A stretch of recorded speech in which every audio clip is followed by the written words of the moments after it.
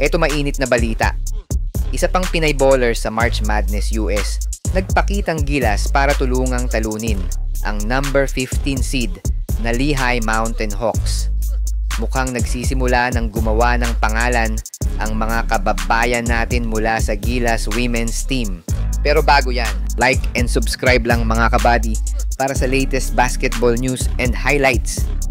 Kabilang nga sa mga nagpatumba sa number 15 seed na Lehigh Mountain, ang isang Pinay na si Vanessa De Jesus na dating Gilas Women's member at kasalukuyang naglalaro sa Duke University. Eto at panoorin natin ang laban ng Duke University kasama ang ating kababayang si Vanessa De Jesus.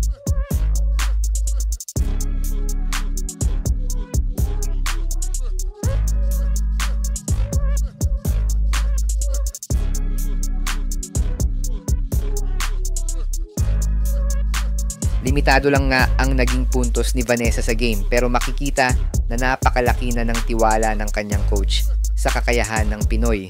Halos buong game nga ay nasa loob itong si Vanessa na magandang sign na hindi limitado ang playing time niya sa Duke University.